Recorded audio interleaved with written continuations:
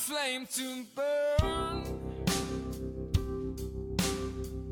One race that I can say I ran. Hey, good morning, everybody, and welcome to the 21047.com podcast. My name is Keith Cartwright. I am the host of this show, and I am really glad to have you along listening in today, wherever it is that you're listening and whenever it is that you are listening in. Today's episode is sponsored by my dear friend Donna Shagana.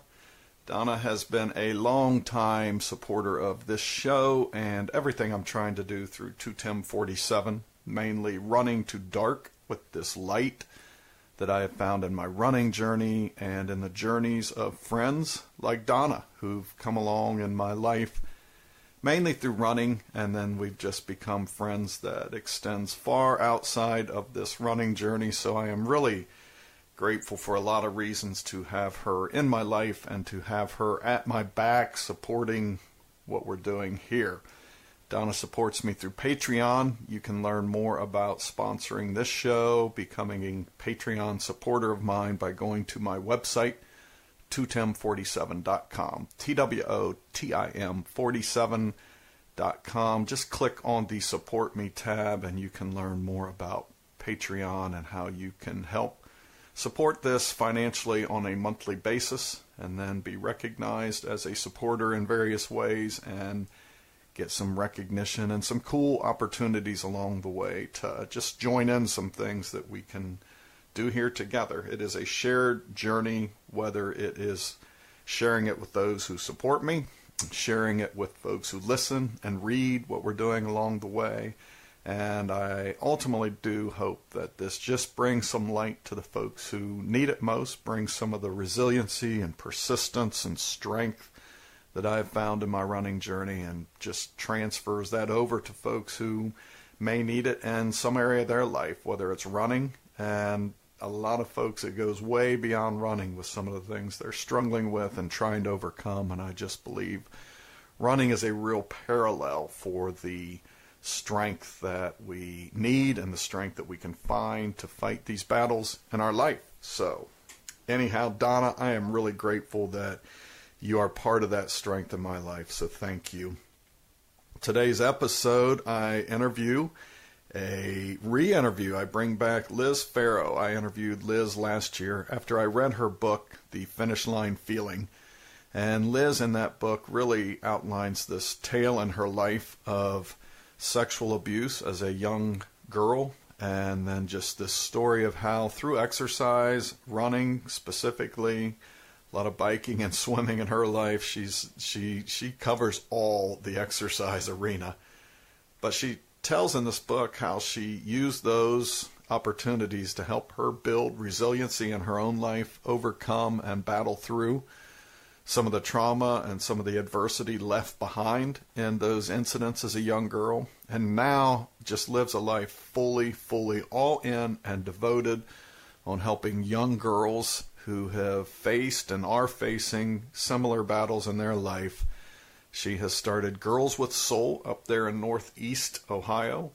And this program, just if you read some of the testimonies from some of the girls who've gone through Liz's program, Girls with Soul up there, your heart will be touched. You will be inspired to search within yourself to figure out how you might be able to help people around you.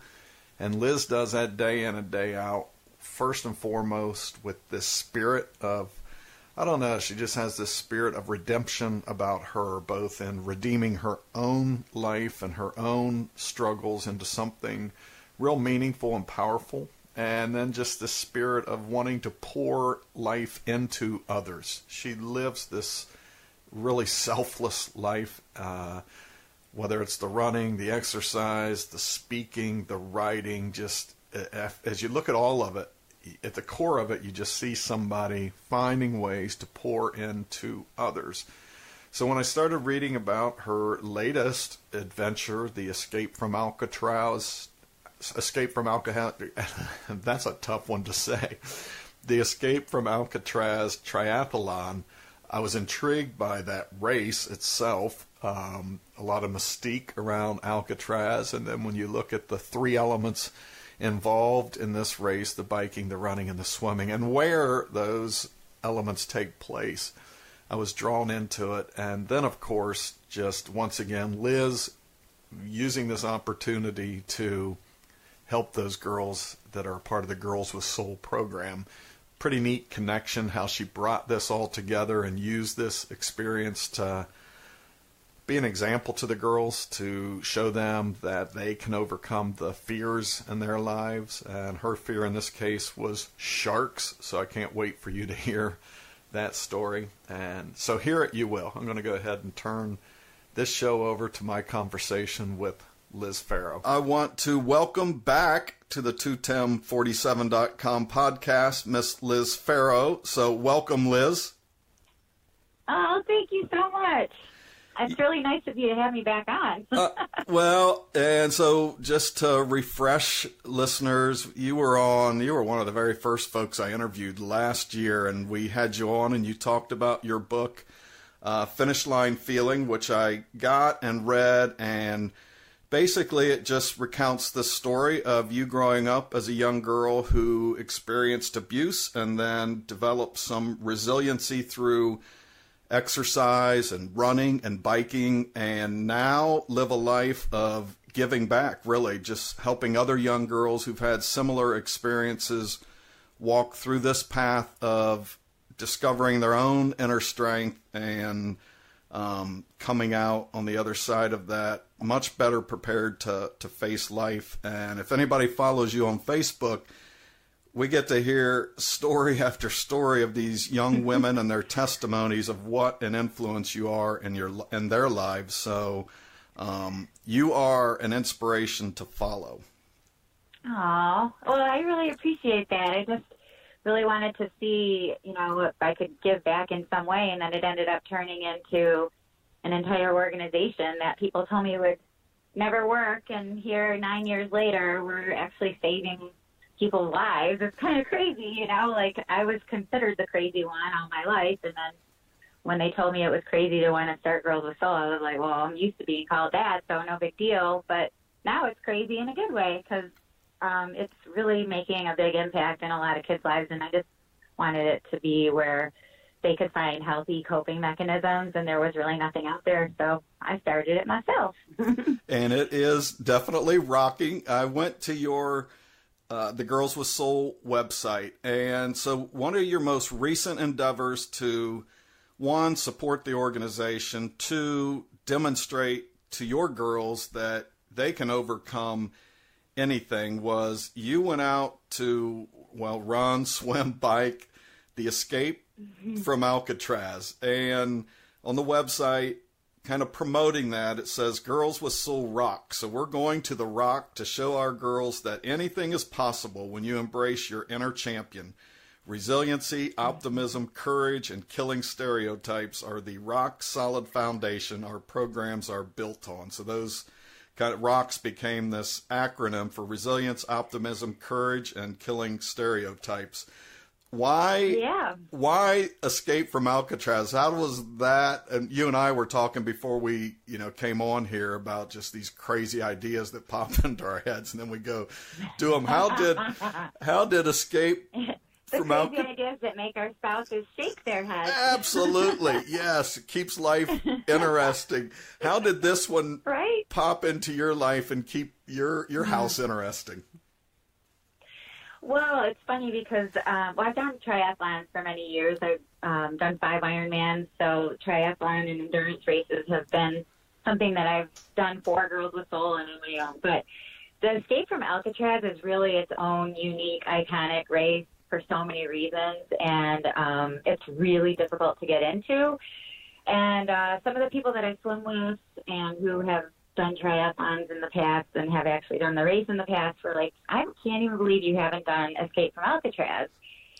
And to be honest with you, it scares the crap out of me for 2 reasons: sharks and cold water. I hate both of those things. I'm the biggest wimp ever when it comes to getting in the pool, even. And the pool's like 80 degrees. And I'm like, I'm like the last one in, So cold water at 55 degrees is a whole nother ballgame, and the whole shark thing scares the crap out of me.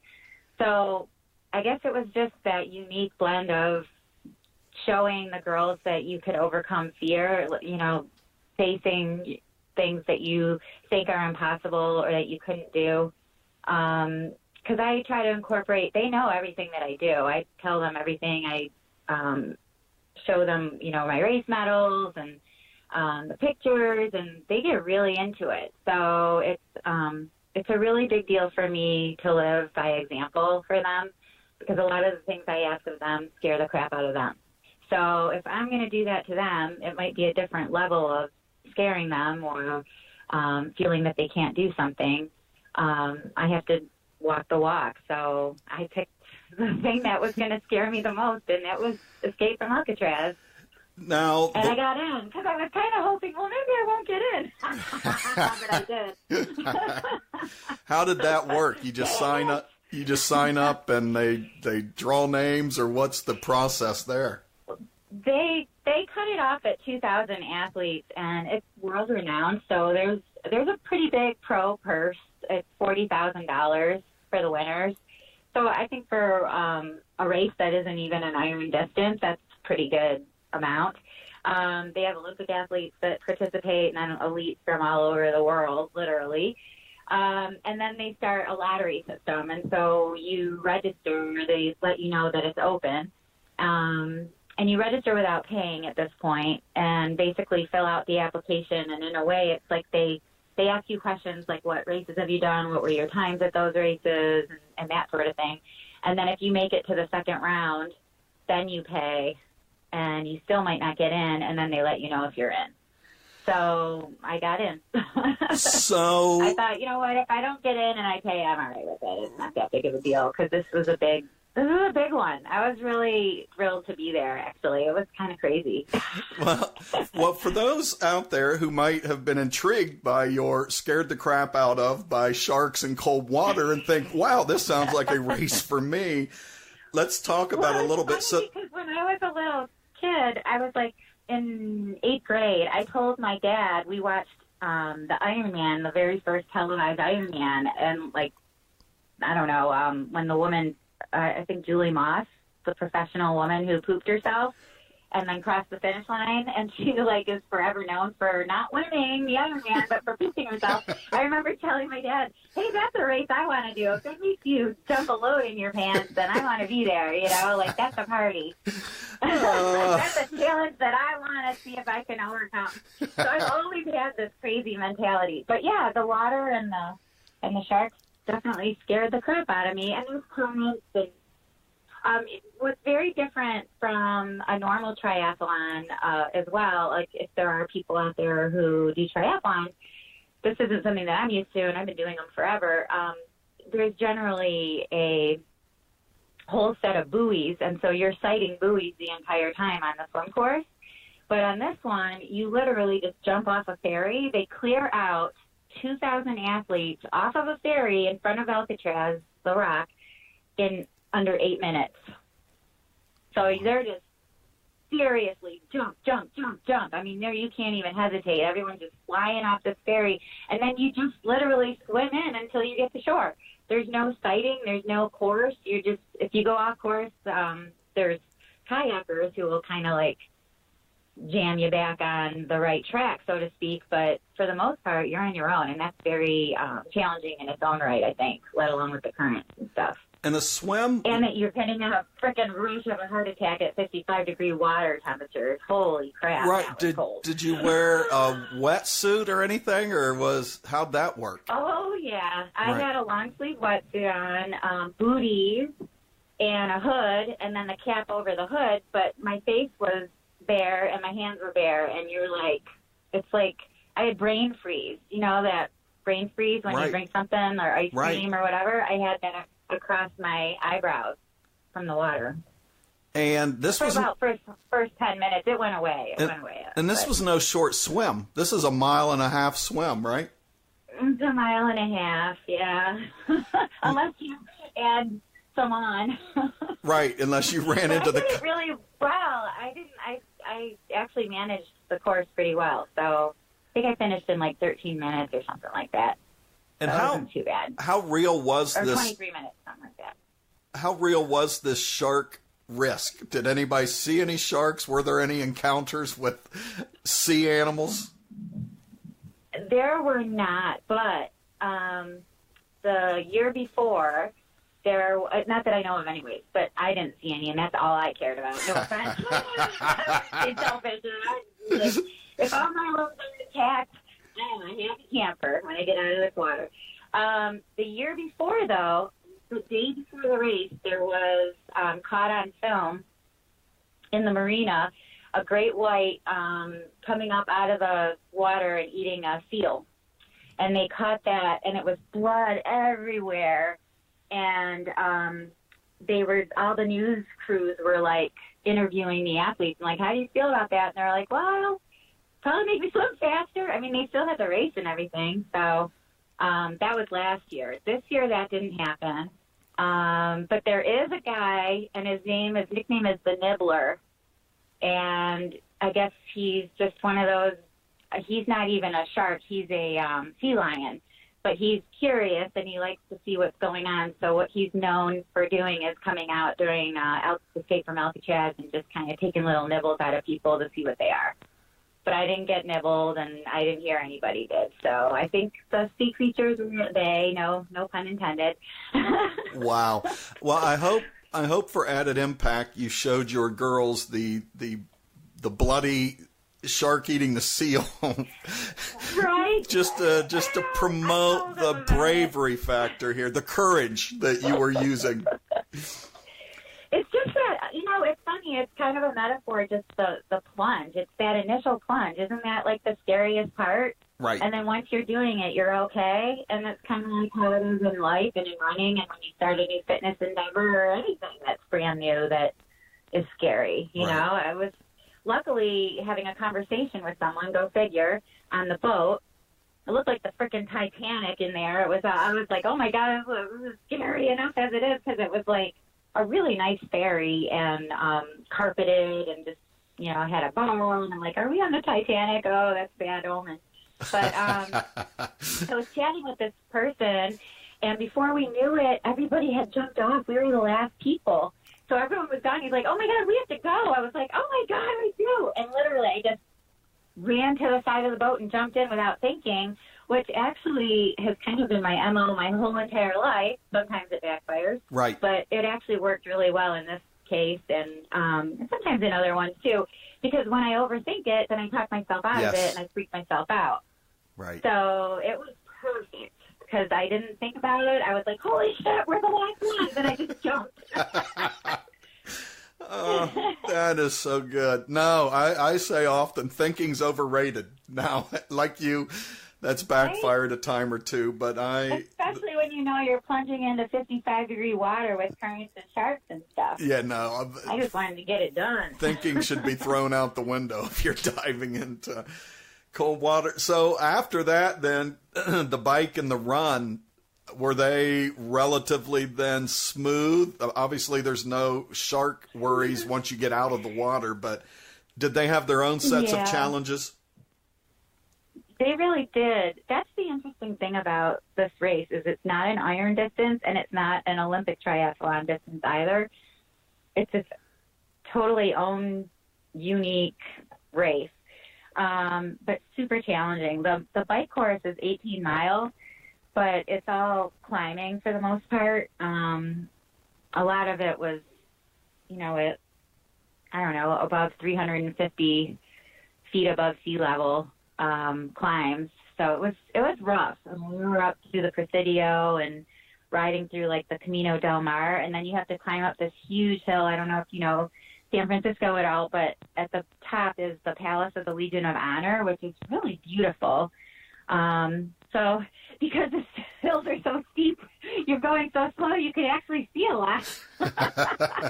And then on the way down the hills, I mean, some of the guys, the testosterone was flying. And these hills are not just super steep, but the turns are very sharp because you're in San Francisco. So you're rolling, and these guys are flying down the hills, and I'm just like, oh, my God.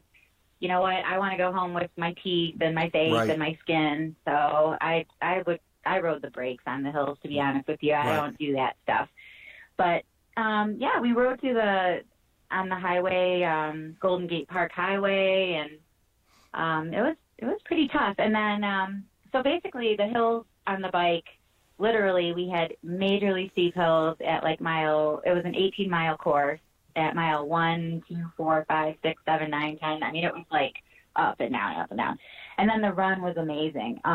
It was harder than hell, but it was gorgeous as hell too. Because it's an 8-mile. It really is. I mean, it's a beautiful run. I mean, come on, it's San Francisco, so right.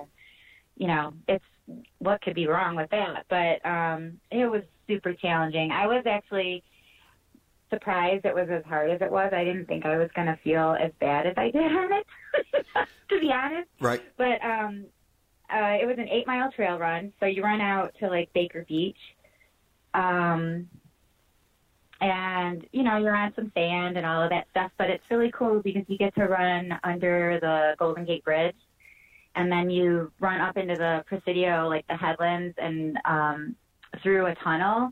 And then by that point, you run all the way up and you're on the coastal trail, so you can see all of the coastal bluffs from up above, which are amazing. So that kind of takes away some of the pain because you're just like, come on, this is just so beautiful. And then you sort of head down back onto the beach again, and you're in deep sand at that point.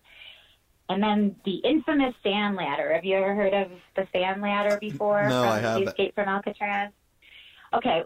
Well, you know you're in trouble when they give you race results and you have all your splits, and the sand ladder has its own split. It's like separate from everything else. You're like, oh, okay, that's not right. That shouldn't have its own split, right. But it does. So you get down into the sand, you're back on the beach after you're running through the coastal defense batteries, and then you're on a trail, and then you run down, and you hit the sand ladder. And it's up a cliff, literally, and it's 400 steps, but the steps are made out of, like, logs, and they're covered in sand. So it's hot as hell and sandy and 400 log steps. I mean, you can't even run this thing. I'm sure the pros do, but no human people do. Wow. So it was pretty crazy. And then you just head back the way you came, and it's you finish in the grass at the Marina Green, and it's a huge, a really nice layout that they have for the finish, and just a really, really well-run race, just so professional and amazing. And obviously, I mean, all those pros go there and everything, so it's like a big deal. There's like thousands of people waiting for you at the finish, and they're all yelling, and it was pretty cool. I couldn't believe it. I was really proud of myself because I had nightmares about those silly sharks. I know it sounds stupid, but I guess pick something that you're really afraid of. Right. That's like one of my biggest fears. As weird as it might be, that has always been one of my hugest. Like, I freak out when we go to the beach with my kids and they go in the water, and I just watch them the whole time, afraid that something's going to happen with a shark. And so yeah, I did it, and I can't even believe it's over already. I was so worried about it, and I did it. Now you know. Well, and I love what you said about how this was just an example for the girls who have their own fears, and it doesn't matter what we think of somebody else's fears. When they have them, it's very real, right? So we don't get to decide what somebody should or should not be afraid of. It when you have it, it's a real deal. And so for them to be able to see you and know that was your real fear, and to watch you not only take it on, but take it on well and come back and share that experience, I imagine that was real powerful for them. It was. They were really proud of me, which always blows me away, because you think that teenagers wouldn't really care much about the crazy blonde lady that teaches us our Girls with Soul classes, you know, but that's not how they look at it. I mean, they're very invested in Girls with Soul and the empowerment that they get from it, and they love my examples of not just fear, but challenging myself too, because, like I said, I mean, the things that I do with them, they might not be challenging in my mind or your mind or somebody else's mind, but to them they are. So their fears are real. Just showing up is real. But to do some of the workouts, they're hard for them. So I have to show them that I do it too. You know, I'm not just telling them they should do something that I'm not willing to do myself. So they love when they hear that Miss Liz got the hurt put on her.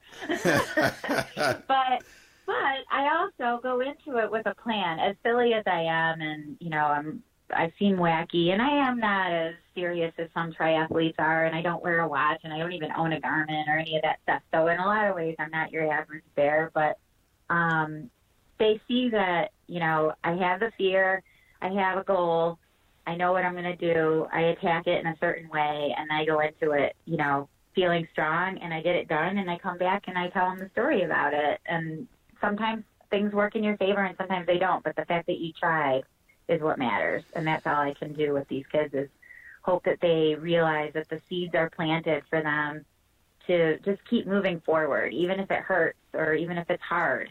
They don't have to give up. They don't have to be a victim. They can move forward. Well, and like I said, this Girls with Soul program, I've been able to follow you since I interviewed you last year, and the testimonies over and over that come from these young girls, they just, more than once I've been moved to tears. And I think I told you before, I spent 13 years myself working with at-risk kids in residential programming, so I can just relate to a lot of their stories. But I wanted to share this one, and it's only a piece of it, but a young girl named Summer, she had gone through and really talked about this dark spot that she was in. She had thought about taking her own life. She was hurting herself. And then at the end of this, she said, here's the good part. My first day here was, in fact, a Thursday, and I assume this is at one of the training centers. She said, that is the day we had Girls with Soul. I found salvation in exercise, sanity in the activities, and love in Miss Liz. When I was so broken and beaten down, Miss Liz put me together piece by piece. I read her book, which I related to. What? A cool adult who relates to me? Yes, my self-esteem would be a grain of sand if it weren't for this group. I'm towards the end of the program here at RTC. The courts asked me what I liked most at RTC, what helped me most. I knew exactly what I wanted to say. Here was my response.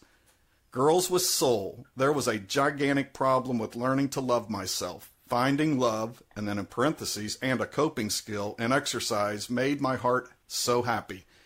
Having someone come in and be so silly with me healed wounds I couldn't even look at.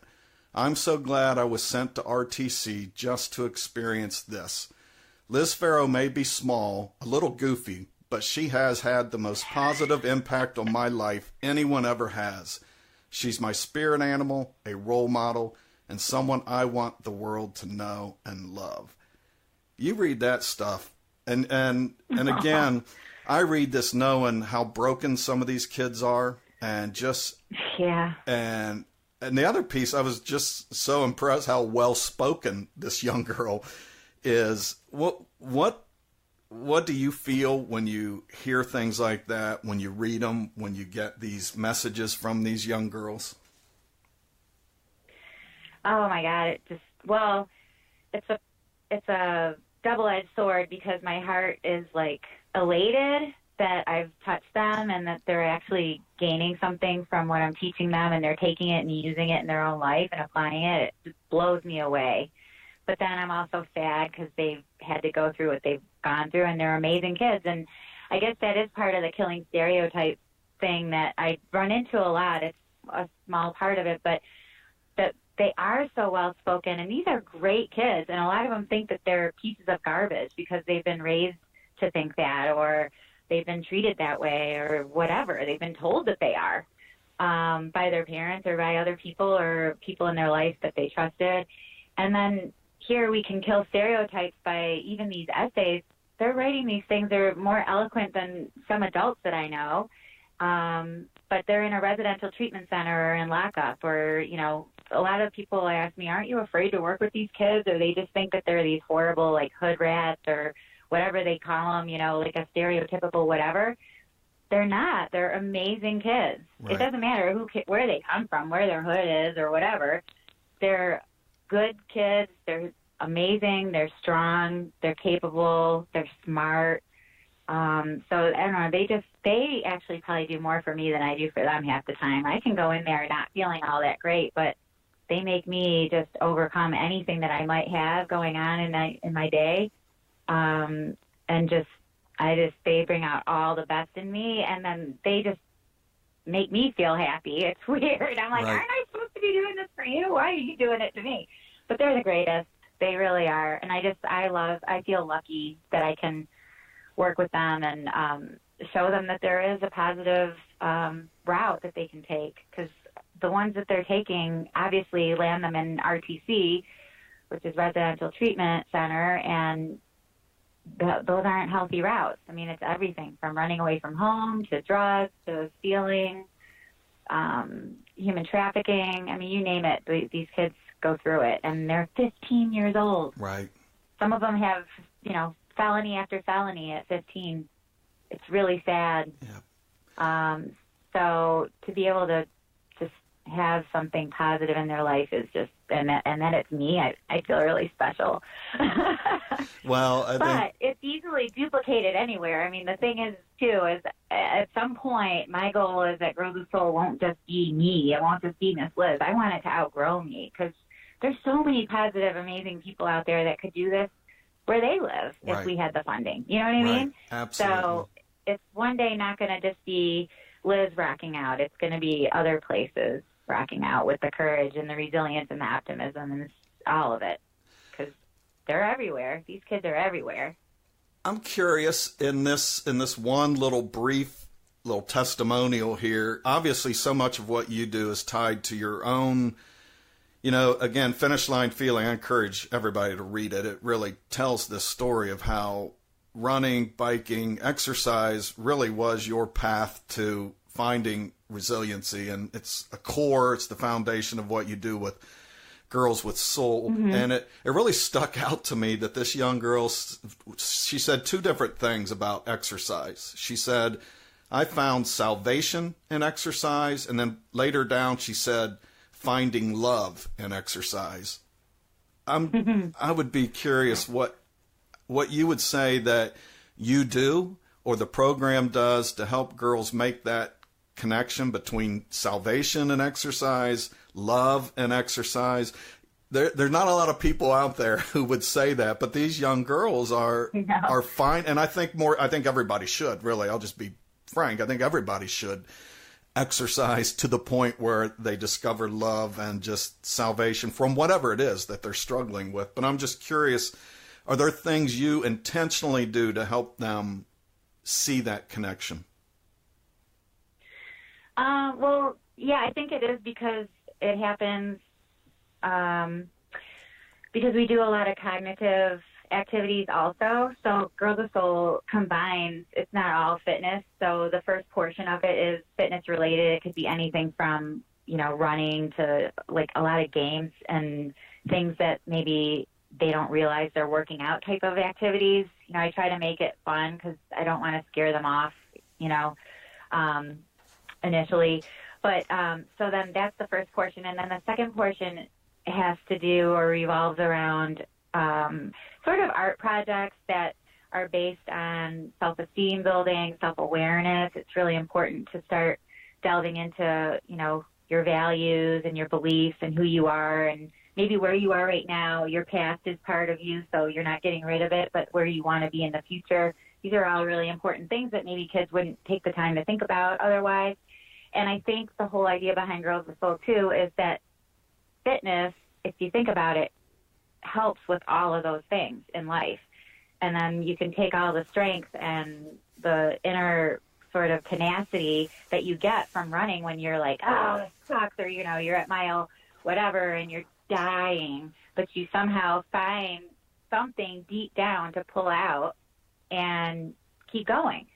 So obviously that's a metaphor for life as well. So I think you start loving yourself because you see that you're capable, that you could do things, and you feel worthwhile. All of a sudden there's strength that, like, where did that come from? Especially for a kid who's never done anything physical before. Never. And then you get that clarity in your mind and you start feeling like, oh my gosh, I am worth saving. I'm worth living.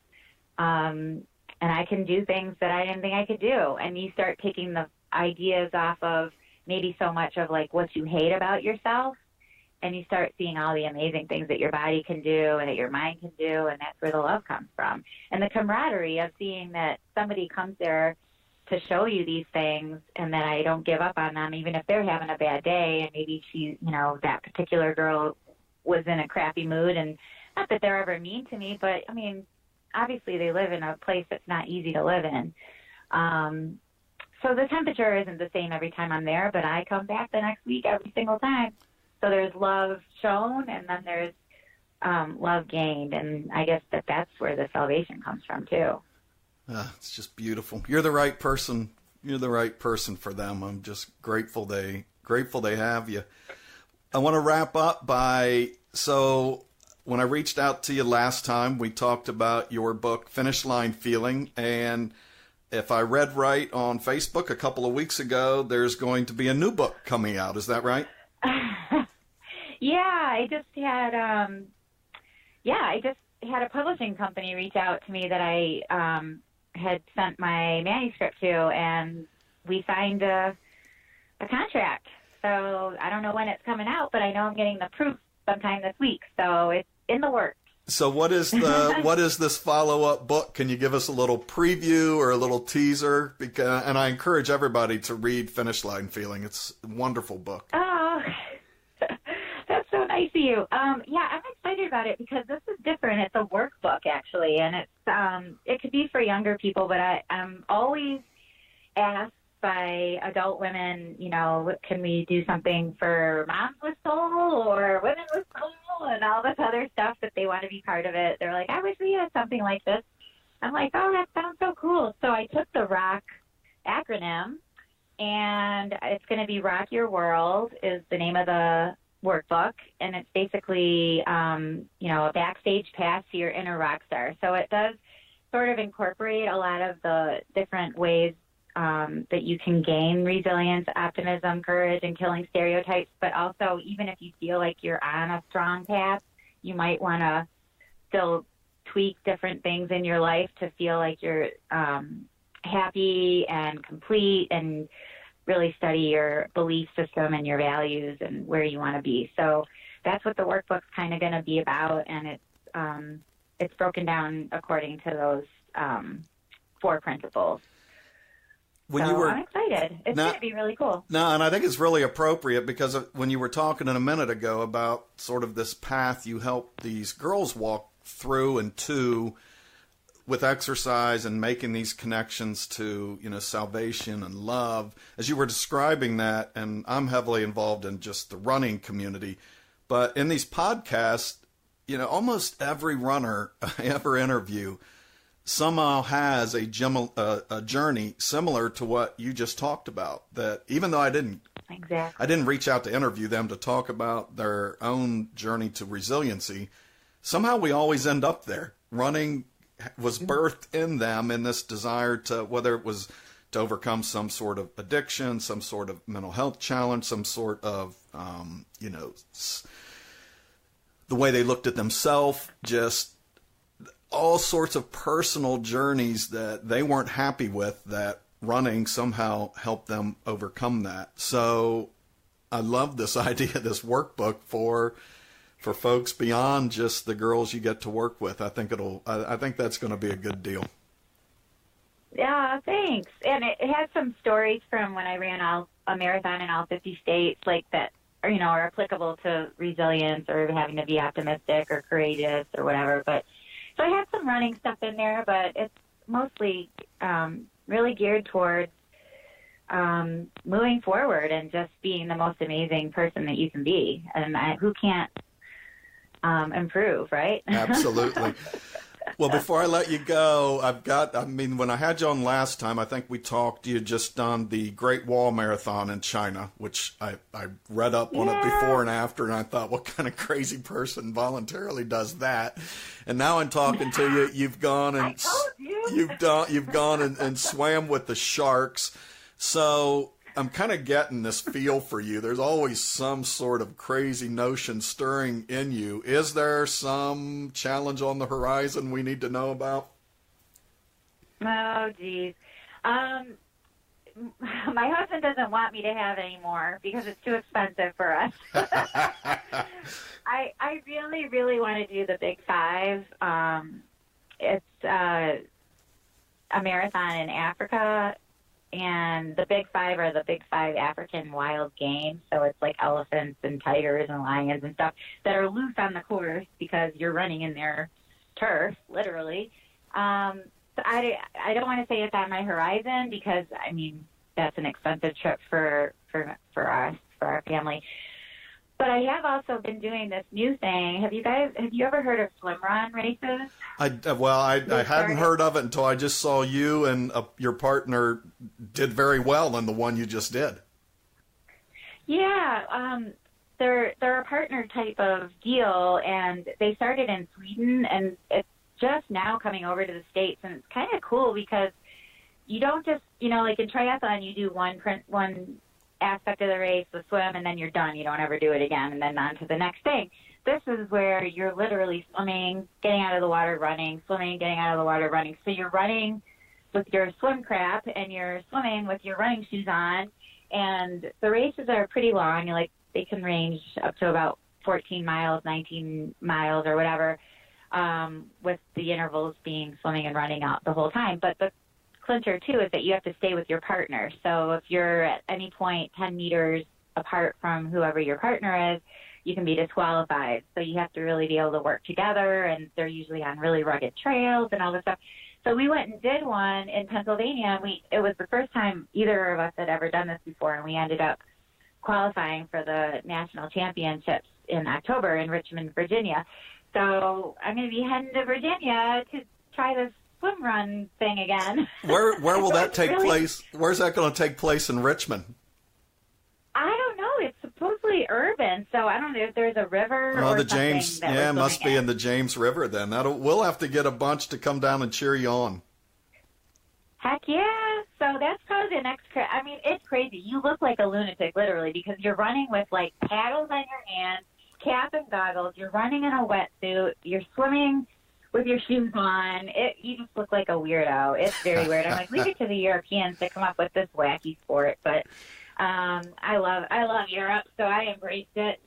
But yeah, I don't know. After that, who knows? I'd like to go to Africa, but we'll see. I am a little bit stuck on the idea that the woman who's afraid to swim with sharks is now looking to go run with the lions. There's just something that doesn't make sense about that. But that's what I'm saying. Isn't that funny? The things that scare people. Right.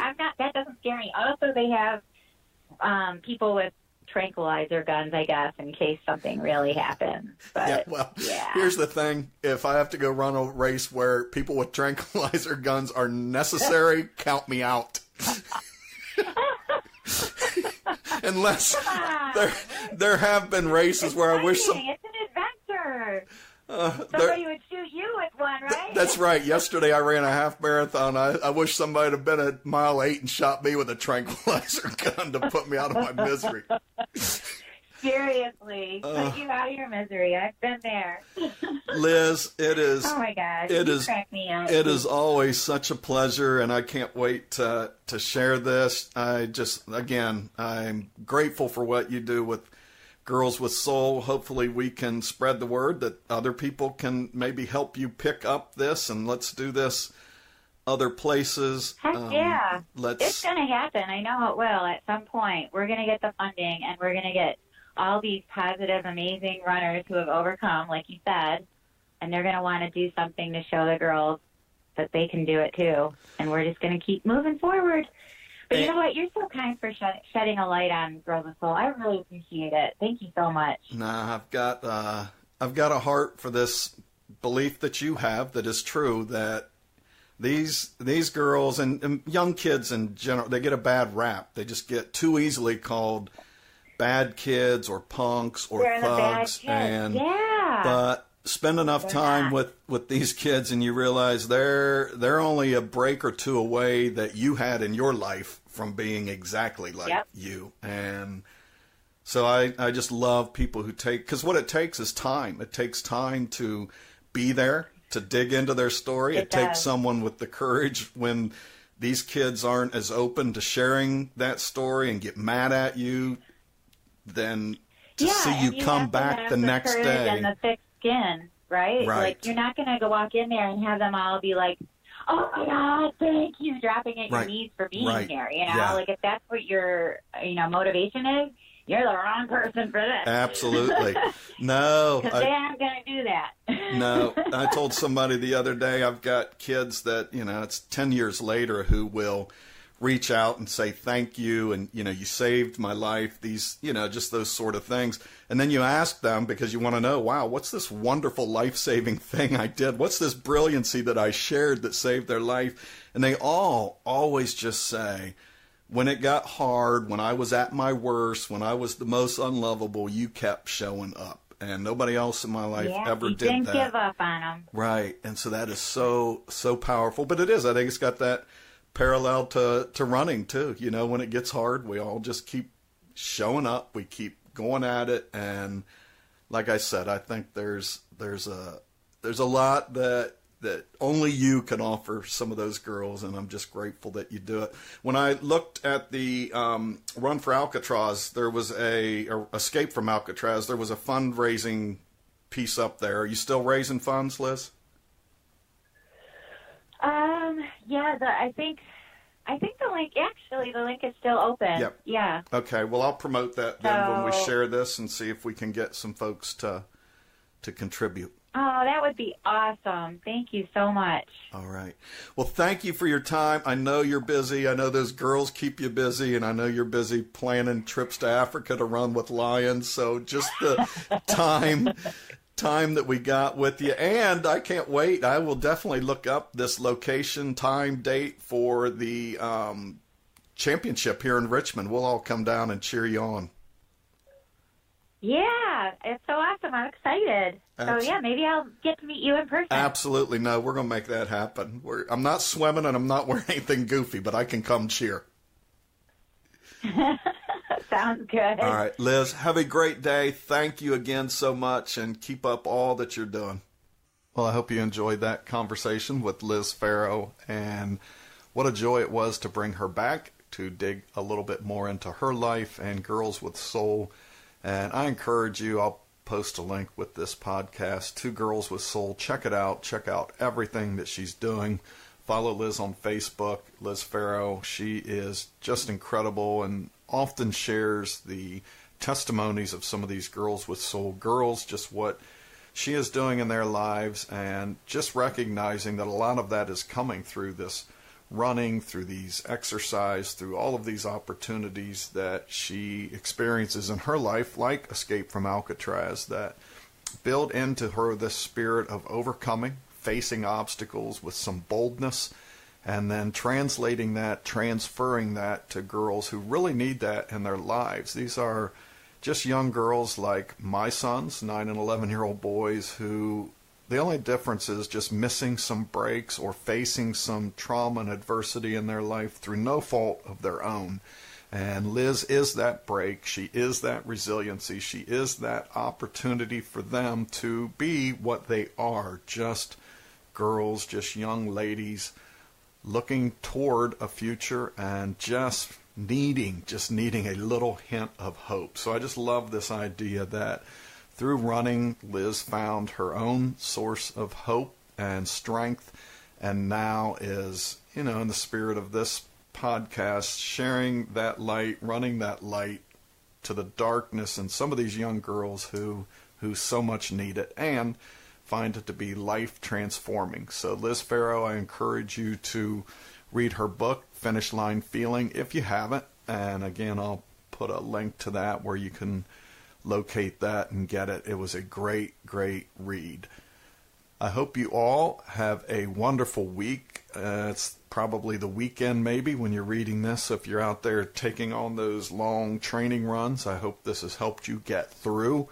I hope you have some powerful runs this weekend and next week. If you're not out there running, maybe get out there and cheer somebody on. I've had the chance to do that a little bit lately, and there's a lot of power in that, knowing that you might be that cheer, that support that helps somebody just overcome that tough point in a race. And then I'm always very aware that there are folks out there who don't run. I don't get it. I don't understand, but I spent most of my life being one of you. So if you're here listening today, I hope something positive drew you to listen in and that you'll come back. And, maybe if we can be that sort of bug that gets put into your running life, that we trigger you to take some of those first steps, then that certainly would be an added benefit. Either way, come back. Love having you here. Share these stories with others, and you all have a great week.